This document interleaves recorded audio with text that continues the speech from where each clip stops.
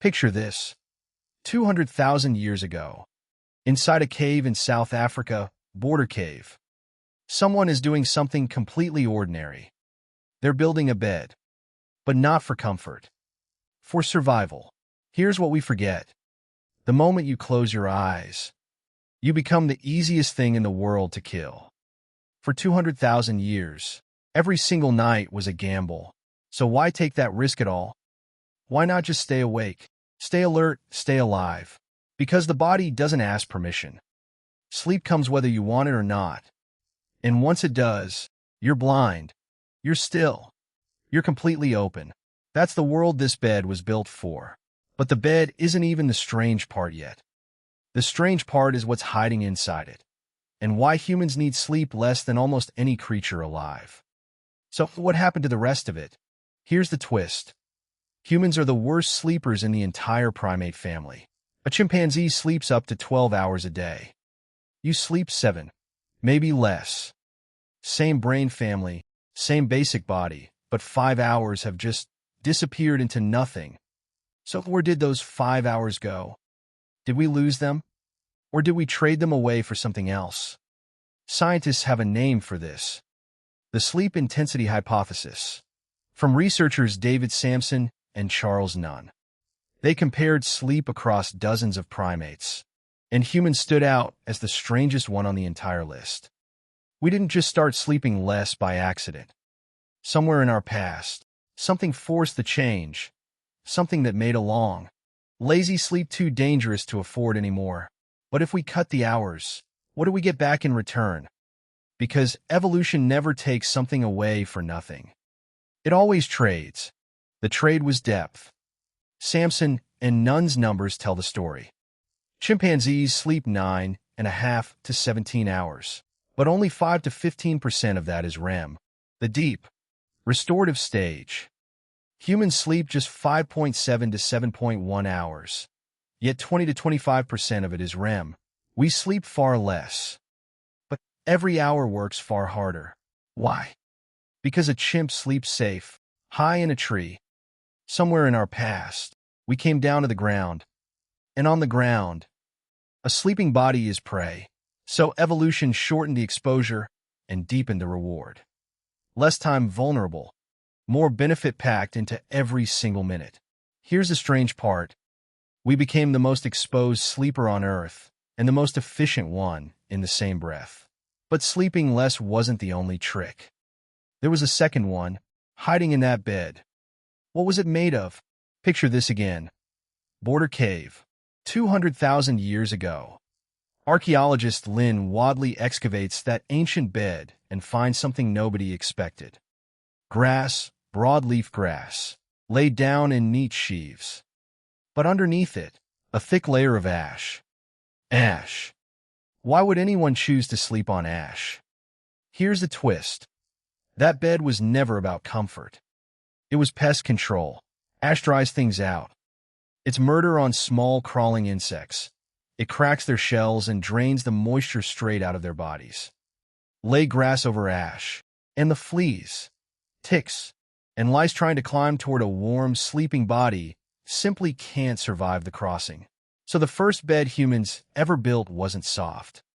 It was a trap, engineered 200,000 years ago, against something you can barely even see. But that's just the first layer.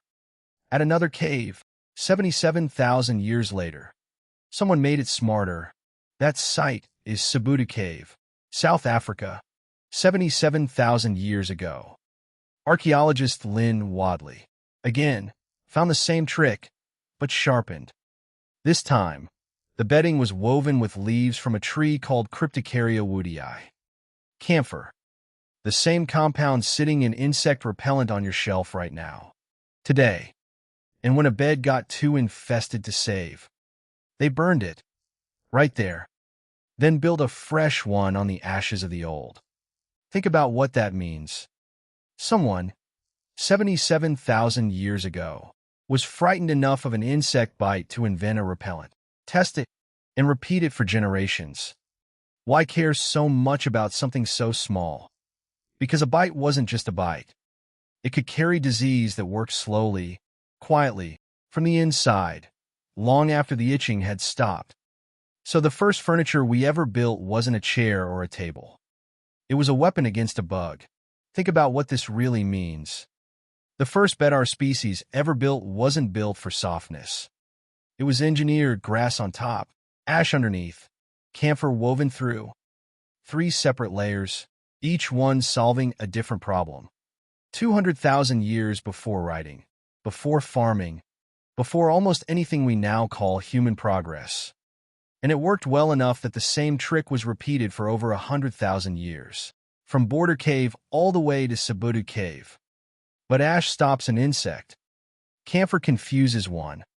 Neither one stops something bigger, a shape moving just past the firelight, watching, waiting for everyone to finally go still. So once the small threat was handled, what was left to guard against the big one? Nobody built a lock. Nobody built a wall. So what did they build instead? When nothing physical could do the job. Here's the truth almost nobody tells you. Not everyone slept at night. Someone was always awake. Always. Not because it was anyone's assigned job. Because that's simply how the human body behaves inside a group, without a single person deciding it out loud, without a meeting, without a plan. Imagine your entire camp, night after night, for 200,000 years straight. If everyone fell asleep at the exact same moment, that camp was completely defenseless. So how do you keep a group half awake without a rulebook, without a rota, without a single order given? In 2017, one researcher actually went and measured the answer. David Sampson lived among the Hadza, hunter-gatherers in Tanzania, and strapped motion trackers onto 33 people for 20 full days and nights, tracking every single minute of sleep and wakefulness. What he found should stop you completely. Across those 20 days, 480 hours in total, there were only 18 minutes where every single person was asleep at the exact same moment. 18 minutes out of 480 hours. Read that again. At almost any point in the night, around 8 people were awake, or hovering in that light, easily broken edge of sleep. Eyes half open, ears still working, listening for something in the dark, without even realizing they were doing it. So this wasn't luck, and nobody was pulling a night shift on purpose, punching a clock, taking a turn. So, who, exactly, was deciding who stayed up, and when, night after night, without anyone ever saying a word? Age did. In Sampson's data, teenagers stayed up late, night owls, wide awake long after the fire had dimmed down to embers. Elders woke early, before the light even changed, the camp's built-in early shift. Every single morning. Nobody assigned it. Nobody needed to. The young and the old simply run on different internal clocks, and stitched together. Those clocks cover the whole night without a single gap. So think about what that means for you. Right now, tonight. When you wake at 3 a.m. for no reason and can't fall back asleep, you're not broken. You're running software that kept your ancestors alive for 200,000 years. But there's one more sleeper in every camp who couldn't take a shift, couldn't half listen in the dark. The most defenseless one of all, the baby. Picture a house today, a quiet nursery down the hall. A baby, alone, in a crib, in the dark, with the door shut. Now here's the twist. For 200,000 years, a baby never slept alone. Not once. Not for a single night. Not for a single hour. Researcher James McKenna, at the University of Notre Dame, spent decades studying exactly this. He calls it breast sleeping, mother and baby sleeping together, not as 2 separate bodies, but as one connected system, breathing in rhythm with each other, all night long. So what does a mother's body actually give the baby, just by lying beside it in the dark? What's the mechanism holding a helpless newborn together through 8 unwatched hours, when the baby can't yet watch itself? Here's the strange part. The air a mother breathes out, the carbon dioxide, actually helps trigger the baby's next breath. It's a signal, passed silently, all night long. without either of them ever consciously knowing it's happening. Her body heat, her heartbeat, her tiny shifts in the dark. The baby's brain reads every one of them as a message. You are safe. Keep breathing. Stay right here. A baby alone in a silent room isn't the ancient way of doing things. It's the new experiment, barely 200 years old, still untested by comparison. And McKenna's research points to something else too. Sleeping close to the mother is linked to a lower risk of the thing every parent quietly fears most, sudden infant death. So, why would evolution ever build a baby this fragile to begin with? Because a human baby is born unfinished. Our heads grow too large for a longer pregnancy. So we arrive early, helpless, unable to survive a single night completely alone, completely unwatched. So for 200,000 years, the rule was simple, and nobody had to write it down anywhere. The baby never left the mother's side. Day or night, awake or asleep, always within reach. Now put the whole picture together. Shorter sleep, deeper sleep. Someone in camp always half awake. A baby never left alone for a single moment of its life. That's the entire system that quietly built you, piece by piece, over 200,000 years. So then, what went wrong with how you sleep tonight? Because something clearly did. And the answer isn't 200,000 years old. It's only 200. Picture this. The 1800s. Something brand new enters the world. A light that never flickers out on its own. That doesn't need watching or feeding through the night. Electric light. And in a single generation, it rewrote human sleep completely after 200,000 years of following one simple rule. Before it, night meant dark, and dark meant sleep. One signal, followed by every generation before yours, without exception, without argument. After it, a room could stay lit long past midnight, and the body no longer knew exactly when to stop. So if darkness used to end the day for us, what ends it now? Nothing does. Really. Not anymore. Not for most of us. And here's the question worth sitting with tonight. Did we actually gain something by switching that darkness off? Or did we just lose the one signal our body always trusted completely? Here's the lie almost everyone believes. That 8 hours, all in one unbroken block, is how humans are supposed to sleep. It isn't. That 8-hour continuous block is an industrial habit, built around factory shifts and punch clocks, not around your actual biology at all. Studies of non-industrial, pre-electric societies put the real evolved baseline closer to 7 hours, not 8, night after night.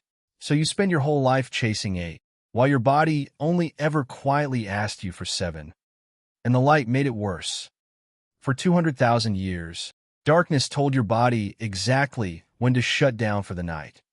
Now a screen sits inches from your face, quietly telling your brain it's still afternoon.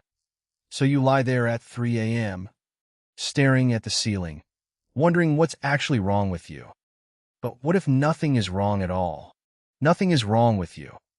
You are running 200,000-year-old software, built for a completely different world. And 200 years ago, someone installed an update on top of it without ever asking you first, without a warning, without an instruction manual. Insomnia isn't a disease you caught somewhere out in the world. It's a mismatch between the body evolution spent 200,000 years carefully building and the world you're now forced to sleep inside every single night. So if that's true, what does it actually mean for you? Tonight, in your own bed, under your own ceiling, in your own dark room? Here's the part that changes how you'll see your bedroom from now on. Tonight, when you finally close your eyes, you're not just resting. You're repeating something your ancestors did every single night for 200,000 years. The short sleep, the deep sleep, the quiet instinct to half listen in the dark, even now, even here, even in your own bed. And when you wake at 3 a.m. and stare at the ceiling, you're not broken, and you're not failing at something simple. You are 200,000 years old in that exact moment. That's your ancestors, still quietly watching the dark, through you. Keeping watch one more time. Sleep was never your rest. It was always your biggest risk. And facing that risk, night after night, for 200,000 years, is what made you human. Thanks for watching. Comment below. I'll reply.